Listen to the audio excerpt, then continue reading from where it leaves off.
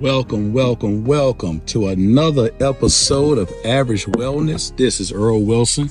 Of course, I'm your host of this podcast, and I'm very happy this evening. We have made it to episode 10. That's not a lot in the scheme of things, but when you're trying something new like this and you make it to, one of your first mile markers, and it's a great feeling, man. So we are here at episode 10.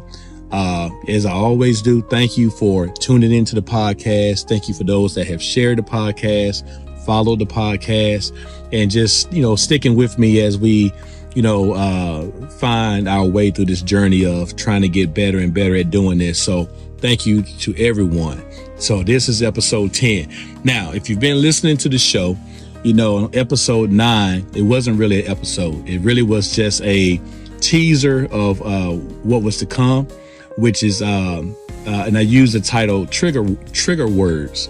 And, when I first embarked on, speaking with God and trying to figure out how to present this message, there was a lot of things he was telling me to do, a lot of things he was showing me, but a whole lot of it really was coming from my own thoughts, my own way of seeing things. And, I wanted to be very careful on how I presented the next 2 episodes, because episode 10 is going to be, for the ladies, and episode 11, of course, is for the guys. And I just want to be so careful about, how to get into certain topics. So I continue to pray, right? I continue to seek God. I continue to, look into his word. And what he finally showed me was wisdom and showed me how to get right to the point, right? So when you speak about, what purpose does a woman serve in a man's life, and what purpose does a man show in a woman's life, it's very, very easy to hit trigger words that people automatically will go into a defense position. And that's not what I wanted to do. So, the Holy Spirit really took his time with me. You guys, I've been away a couple of weeks, not only just doing family things, but also making sure that this podcast could be effective and, and help people. So with all that being said, I could easily get on here and have my own opinions and, speak on different experiences that I've had in life. But God told me, we all know our shortcomings, right? We know what the modern day world has done to relationships. We know what it has done to, like myself, I know what it's done to us as men. We know what it's done to the ladies, and really it has put men and women in opposition of each other. And we are supposed to be working to become one with our husbands and find a mate when we have boyfriend and girlfriends, and someone that we can spend our life with, and then come together and raise a family and continue legacy, build a name, represent ourselves here in this world. So what God has led me to do is just go, get straight to the purpose. We already know what we wish was better, right? So the thing about it is, and don't get me wrong, a man and a woman serve multi-purposes in each other's life. But the key is figuring out what is the primary gift that we give to each other, right? So with no further ado, I'm going to get to the gift, ladies, that you have when concerning your marriages, when concerning your relationships, and when concerning your family, right? And so, as you know, believe it or not, you have a lot of gifts. I know you believe this, but I'm just saying it that way. But, this world, your husband, your family members need the gifts that you guys have, which is the gift of love, the gift of nurturing, the ability to multitask. I tease my wife all the time. It's amazing to me how many things she can think about at one time, right? Men, we try to prioritize and we try to put things into categories. And we try to see what's the most important thing. What do I do now? But ladies, your ability to multitask is incredible. Also, the gift of intuition that you all have. When you watch a action show and you look at the different detectives and I just had a gut feeling, right? And so men, we do have a taste of that gift of intuition, but nowhere close to what you ladies have. So when you take all of these gifts, right, and you bring them together and, seek God to use these gifts on the right people in your life, then all of that is going to come down to one thing, and that is your word, the things that come out of your mouth, the things that you speak into people. This is, I'm telling you, by far the greatest gift that you have. But when you live in a world like today, where men or women are against each other, right? And the world leads us into situations that we shouldn't be in. And then we have bad experiences. So after we have all these different type of experiences, we become guarded. We become, untrusting, and we don't want to give the best of ourselves. But when a man finally, truly finds a woman that loves him, he really has found a good thing. And ladies, I know it's hard to believe in this world, but if you find a man that truly loves you, you have found a good thing in this world.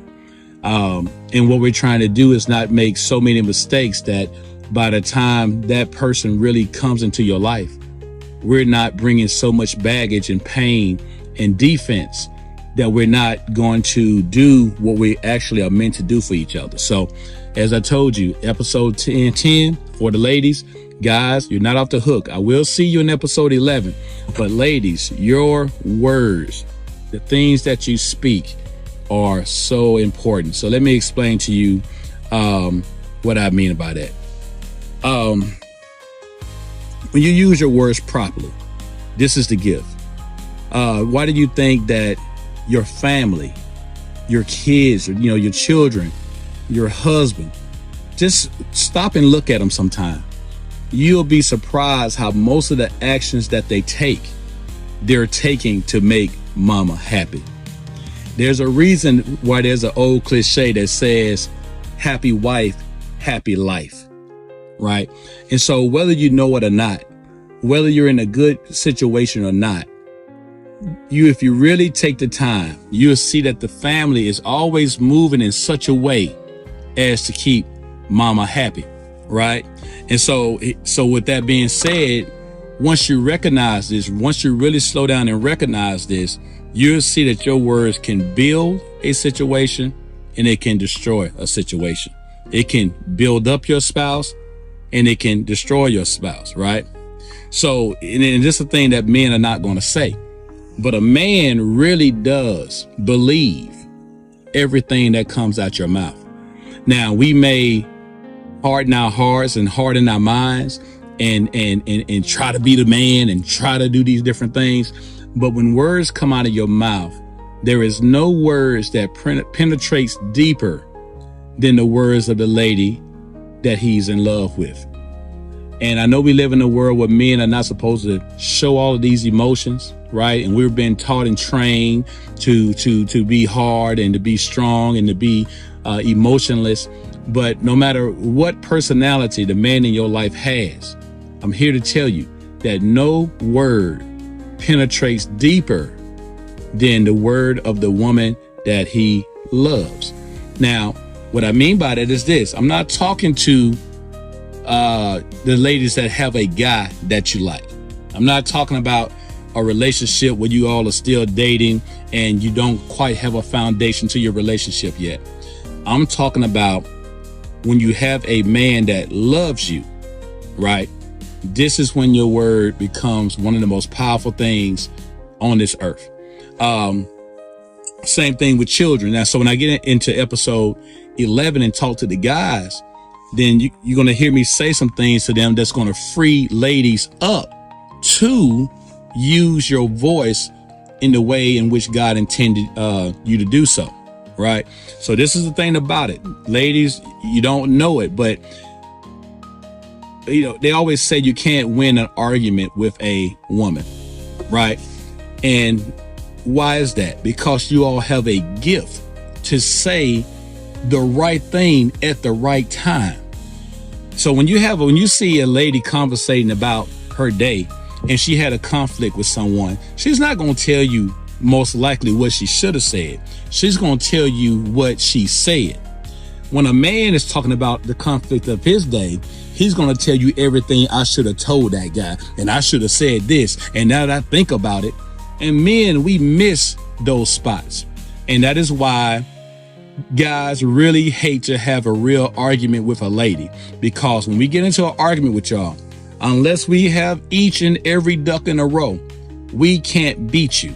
Your ability to speak is far greater than ours. And you all don't miss. So here's the thing. You don't miss whether you're doing good with your mouth or doing bad with your mouth. If you are using it properly, it is powerful. But if you're using it improperly, it's still powerful. If I go into my home and I take out a firearm, right? That firearm is a firearm no matter what, right? I could use it to do bad and I could use it to protect. But at the same time, it's still is a firearm, right? And that's what you ladies have to understand about the ability that you all have, because with the intuition that you all have, the attention to detail that you all have, with the ability to multitask the way you do, you take all of those things and you bring it back to the words that come out of your mouth, and you'll be amazed, right? There's a proverb that says it is better for a man to live on the corner of the roof of his home than to live with a nagging wife. So what does nagging mean? I'm not telling you to stop nagging. I'm not telling you to stop expressing your opinion towards the man that you love. What I'm saying is nagging is just the opposite of what you're supposed to be doing. You're supposed to be doing more of since I don't have a better word for it now, I'm going to use nagging. But what if your nagging was for positive things, right? Don't nag me about every little thing, but nag me about the right thing. And these are the things that encourage a man to keep going. These are the things that encourage a family to keep, going in the proper direction. Right now, let me prove to you how powerful your words are, just in case you don't believe me, because whether a person is speaking on a podcast like me, whether someone is doing a Christian motivational speech, or whether someone is preaching to you a sermon, you got to always be able to back this thing up with the wisdom that comes from the Word of God. So I'm gonna give you 3 examples just in case you don't believe that your words are exactly what I'm telling you it is today. Well, tonight. Number 1, people often ask, but let's ask the question: why did Adam and Eve eat the forbidden fruit off the tree? Right? Think about it. And I know you all have heard this in different ways. Some people blame Adam, some people blame Eve. But here's the thing. The bottom line is this right here. Eve had a situation that she was not prepared for. She met up with the serpent. She ran into the serpent in the garden, and the serpent did what he's very good at doing. It's not her fault. You got to remember, she's the first woman on the planet. There's a sense of innocence there. There's a sense of being naive there. There's a sense of being trusting there, right? So, but she had a conversation with this being, and she was convinced by this being that by eating of the fruit, it would make it better for her as well as her husband, right? So now she goes to Adam, and she has a conversation with Adam. Now, the reason why some people blame Adam is because Adam actually had those instructions not to eat of 2 particular trees was given directly to him from God, right? He didn't hear about this. This was not hearsay. This was not gossip. This was not an article in a magazine. God told Adam the 2 trees not to eat. But let's think about how powerful the word of Eve must have been, that she could get some information that she thought was good information, by the way. We're not going to beat her up for being deceived, but she was happy about the information that she came across. She brought it to Adam. She talked to him, and I guarantee you, why did he eat that fruit? To make his wife happy, right? And then the rest of history was written, right? Let's give you another example of how powerful your voice is. Question number 2, who really chased Moses into the Red Sea? Who really wanted to bring Moses and the people, the Hebrew people, back to Egypt? Was it Pharaoh? Well, if you read the story, you're going to say, of course it was Pharaoh, right? It was Pharaoh that Moses was talking to. It was the wizards, or whatever they were, the high priests of the Pharaoh that Moses had to present a lot of miracles of God to, right? So of course it must have been Pharaoh. But here's once again, Pharaoh had got to a point where he was defeated. Pharaoh had gotten to a point where, he's seen all the miracles. He's lost his son. He's seen the river turn to blood. He's seen the plague of locusts. He's seen all of these things. And this man was totally defeated. But the queen knew the power of her tongue. And the queen basically said, you are the king. She said, you're the king, right? Which is really implying that you're the king and I believe in you, right? And we're not going to let this guy do us like this. We're not going to let this guy leave us like this.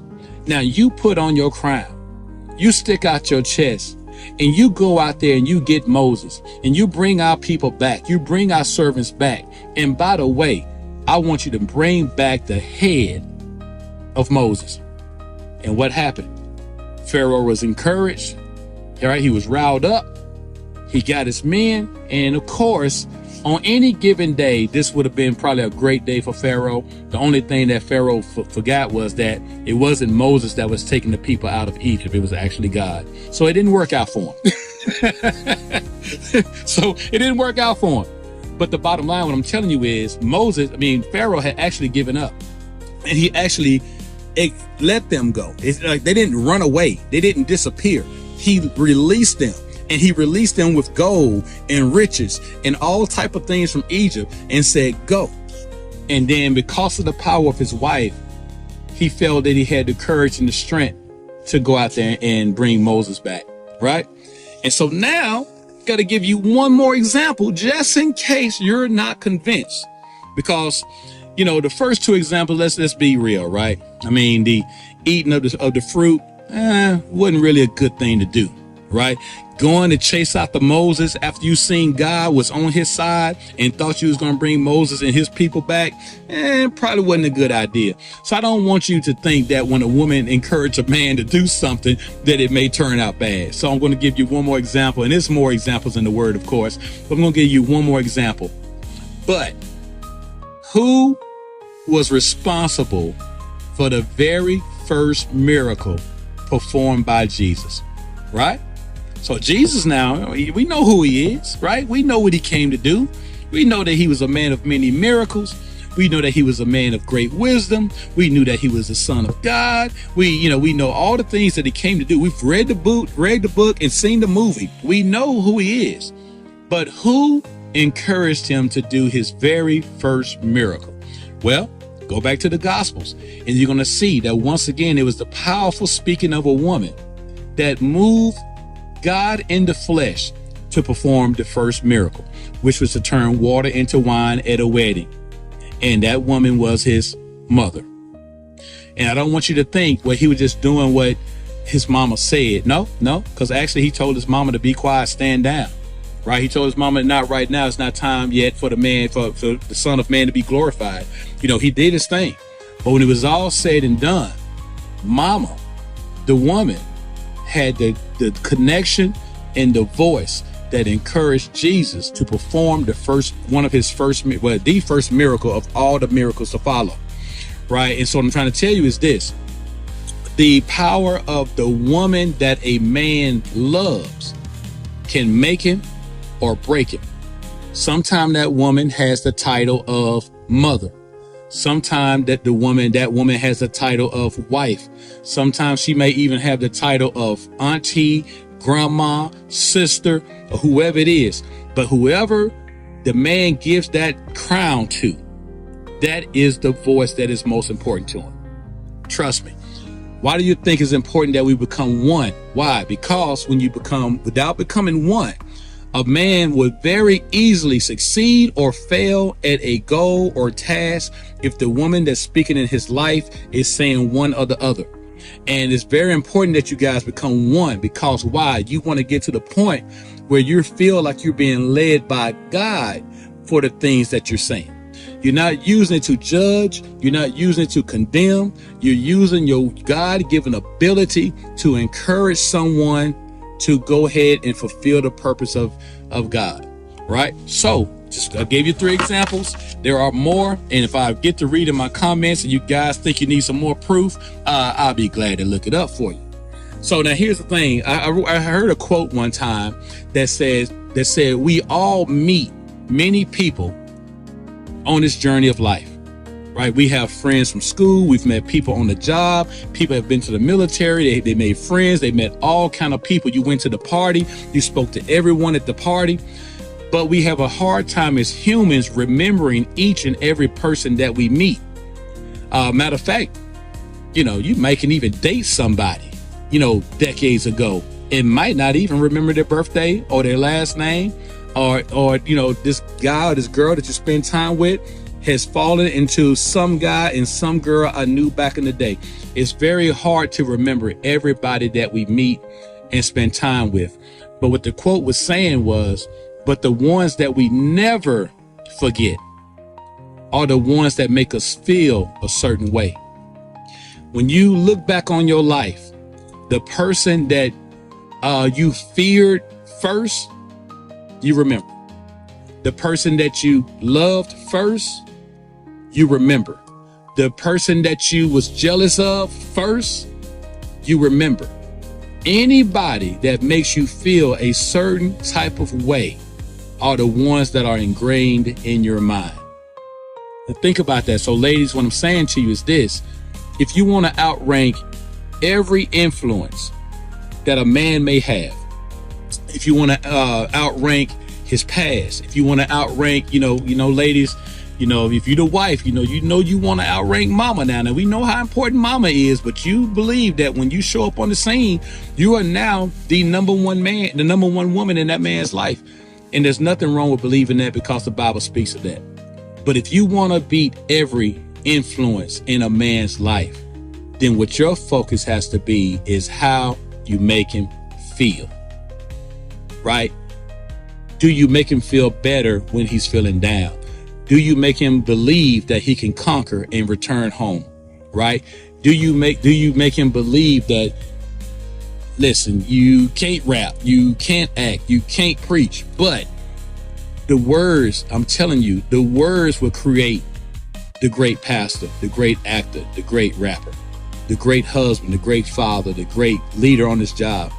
And I'm not telling you all this like we're not supposed to be giving you something back in return. We do, but that's for the next episode. So the thing about it is, if you listen to my podcast, everything leads back to believing the word of God, especially if you call yourself a Christian. Get out of your own head. Stop listening to what mama them said and your friends said and the politically correct statements. We have to trust that when we do the things that God asks us to do towards each other, whether it's my job as your husband, whether it's my job as a father, whether it's the finances, whatever it be, we have to believe what he said. And so here's the thing. I'm showing you, ladies, where the greatest gift that you can give any and everybody in your life, for those that deserve it, is your words to nurture, to love, to encourage, and make someone believe in himself. Because we have a Jesus that was not ready to perform a miracle yet he did for the woman that was number one in his life at that time. Adam was not going to eat off those trees, yet he did for the woman that was number one in his life at that time. And Pharaoh had given up, but he pursued Moses anyway. for the lady that was number one in his life at that time. And ladies, I'm telling you, the best way and the easiest way to become number one in your man's life, and also go ahead to and go on to see him do great things, and as well as yourself, is to be the encourager of your family. Right? They use words like nurture, or you hear guys, they'll start trying to put you guys to the back, talking about behind every good man is a good woman, or every great man is a good woman. No, the Bible says you are one. So beside every great man is a great woman, right? Whether that's his wife, whether that's his mother, whether that's his daughter, whoever he has given that authority to in his life, as far as a lady is concerned, when she speak the proper words, I'm telling you, he will bring down a mountain for you if you make him believe he can do so. And stop judging for every rock that he missed. Forget those rocks. Forget those pebbles. You send him to bring down the mountain, and trust me, it'll change everything. So, a good example is, say for instance, you have a young man that's about to go to war, and he's truly in love with a woman, right? He has this woman in his life and he truly loves her, right? But he has to go to war, right? He just joined the military and he has to go to war. And this young man is terrified, right? And his mama's like, baby, don't go. But mama know the contracts say he got to go. Dad is going to, most dads, man, you got it. You can do it. Come on back, do it. You can do it, son. And yeah, it's positive. And, he's trying to give strength and a positive insight to his son. That's a wonderful thing as well. But the one that's going to bring him home, y'all, and I'm not leaving God out this situation. I'm saying God working through you, right? I'm not saying just take your work, because when you take your power without God, you will find that you will very often hurt a situation before you encourage or build a situation. Your gift to speak does not leave you. That's your talent. That's your gift. But it can be used improperly. And just take time. You can hit pause if you like. Take time and meditate on it and think about every time you took your power of words under your own instruction, under your own emotions, under your own anger, and watch the outcome, right? What I'm saying is, if you can be led by God and be empowered by him to use that gift, then a lady would tell a young man like that something like this. Listen, tell him that you love him. Then after you tell him that you love him, tell him that you believe in him, right? And then after you tell him that you believe in him, tell him to go out there and win, right? Tell him to go out there and win. And when you finish winning, right, whether it's in war, ladies, whether it's at the job, whether it's the business that he wants to start, whether it's anything, you tell him to go out there and win. And then finally, after you go out there and win, I need you to do one more thing, sir. He's going to say, what's that? You come home to me. This is just an example. It doesn't have to be those exact words. I'm just telling you the points that you need to hit. I love and believe in you. I know you can do it. Now go out there and do it. Go out there and win. And then when you win, you bring your tail back home to me. And I'm telling you, you have just given that man a 95% chance of coming home. Why? Because the voice that he's given the authority to told him to come home. Right? And I guarantee you, the man's coming home. Right? And like I said, ladies, and in exchange for this, there's something that we need to give you all as well. And I can't wait to get to it. But let's not worry about that right now. I'm just telling you how your man is built. I'm just telling you how your children are built. I'm just telling you how your daughter is built, how your son is built. I'm trying to tell you, everyone under the sound of the power of your voice. I'm just telling you that as a godly woman, what they need from you is not what the world is telling you to give them. I'm telling you, it's the gift of encouragement. It's the gift of love. It's the gift of nurturing. And after you do all of that, you put that in one big ball and you send that out through the voice of your mouth. And you'll be surprised how it will make your life better. And most importantly, how it will make the life of those that you love better. And speaking of those that you love, by the way, I've mentioned this sort of quickly. This does not work on a man that does not truly love you. All right, let me repeat. This does not work on a man that does not truly love you. Right? So the thing is, you have to become one. If you love that man and that man loves you, we're going to talk about the exchange that the man gives you when he does that. But now I'm telling you guys what the exchange is on your side. When you become one and he truly loves you, you can make him or you can break him. You can stay away from the fruit or you can eat it. You can go get Moses in the Hebrews, or you can miss him, or you can just let the water stay water at the party. Right? But I'm telling you how powerful your words is, right? So that's the thing about it. So if a man truly loves you, you just want to build this man up. You want to pray for him and your family, and you want to use this wisdom on the right man, not the right now man, right? If that makes sense. I think I said that right. You want to use this wisdom on the right man and not on the right now man, and then watch what God can do for you. And so I'm going to give you guys one more last verse, and we're going to bring this episode to an end, right? So here's the final thing I want you to take with you as you think about the powers of your words, ladies. This is what God said about the last days, the end times. This is what he said about what some are beginning to believe is now. When you watch the news, I've never seen things look so crazy, right? But whether it's the end times or not, this is what he said about the end times. He said, in the end times, my daughters will prophesy. And how do you prophesy, ladies? You prophesy by speaking. Now, some ladies have used this verse to justify why women are now preaching. I think personally, there's nothing wrong with ladies preaching. I probably just lost half of my following here on the podcast, but I believe God uses who allows him to be used. If you're a lady, if you're a child, if you're a man, even a donkey spoke, right? If you're submitted to God and you are who is available to be used, then I think God is going to use you. But go back to the verse. In the last days, my daughter will prophesy. And the last time I checked, you cannot prophesy without speaking. You cannot prophesy into your husband's life, your boyfriend's life, your children's life, your parents' life, in the church or anywhere. You cannot prophesy without speaking. So once again, I've showed you how in the beginning, the word of the woman was powerful. And now I'm showing you what God says in the end as well.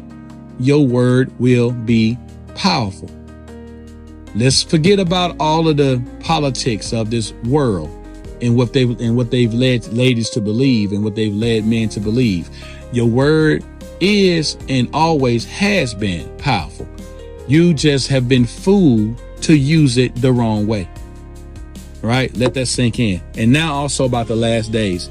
So what did he say the sons would do? Well, since the daughters are so busy prophesizing and talking all over the place, then what are the sons going to be doing? He said, and the sons will dream dreams. Right? So if we're over there just dreaming about dreams, nothing's coming true. We're just dreaming, just having visions and having great ideas. And, and we can see it, but we can't do it. And, just all of these beautiful things that we see, all of these dreams that we see. Well, what does become one mean?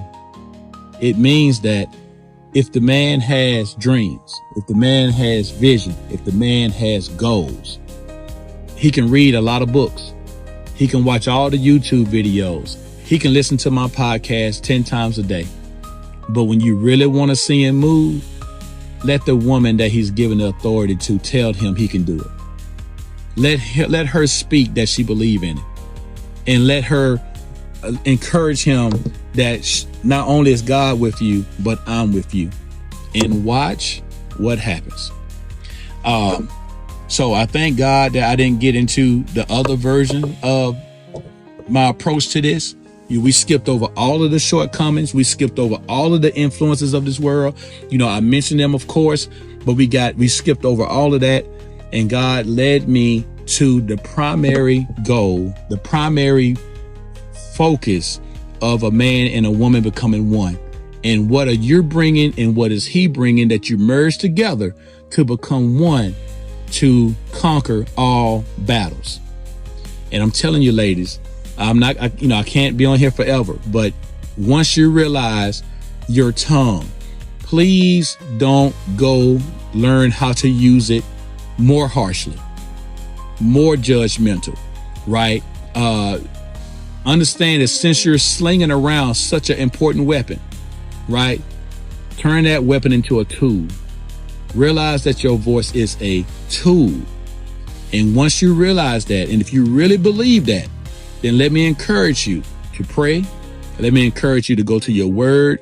Let me encourage you to erase all of the influences that we are under in this world and know that your voice is a tool to build homes, to build families, to build purpose. You can build bridges that would take your man from a thought to a success. You can build bridges that would take your children from being children to adults, right? And don't get me wrong, in the next episode towards the men, I'm going to get into a little bit on why you are so divided that you can't use that tool properly. But the thing about it is, until we get to that episode, ladies, think about it. It's not a weapon. You have been using your words as a weapon. Stop using the words as a weapon. Stop using the word to manipulate, to control, and to get your way. Use your voice to build. And I'm going to stop on that. And so, as always, let me come out of, I'm in a zone, y'all, because I just really hate seeing this division between men and women when God said that we're supposed to be one, right? I can't stand it. And I hate that, we're all living rainbows and bunny rabbits and butterflies when we're dating, and then 5 years later we looking at each other upside our head, right? We're judging each other, and 15 years later and 10 years later, you made it to the finish line because you were just committed to stay married, but the joy is not there, the closeness is not there, right? The connection is not there. Why? Because one half of the problem is, ladies, you have been sort of bamboozled into using your greatest gift in the wrong way. And then I'm going to get to the fellas on the next episode, and we've been bamboozled as well, right? And so hopefully, ladies, now that you know the most powerful thing that you have, no, it's not the thirst traps, right? It's not the body and the curves. These are all wonderful things to me, and now don't get me wrong, but that is not your greatest gift. Your greatest gift, I promise you, that you can give your man and give your family is your voice. And then your job is to go seek God so you can use it properly, right? And I'm going to leave you guys on that note. This is episode 10. I'm very excited to be here. I could think of no better way to do episode 10 than to take a moment to speak to my sisters in Christ, right? No better way to, bring this in and so we can go on to episode 15 and episode 20. No better way than let you ladies hold episode 10, one of the mile markers, right? So one of the mile markers of almost anything that we do is that magical number 10. And I'm proud to give this mile marker to my sisters out there in Christ. Please just think about what I'm saying. Of course, this is, life is far more complex than what I can touch on in a few minutes on a podcast. But what I try to do is get you to the easy part, the practical part, and the foundation in which to build on. And ladies, if you can begin to understand the power of your words and how those that love you, if a person had been placed in your life to love you and placed in your life for you to love them, then the greatest gift that you can give is the power of your words. And like I said, I showed you how powerful it was in the beginning, and I showed you how powerful it's going to be in the end. So therefore, it must be very, very powerful. With that said, thank you for tuning in to episode 10. I'm not quite sure what the title's going to be yet. You know the tradition. I tell you I don't know the title, but by the time I post it, It will have a title, right?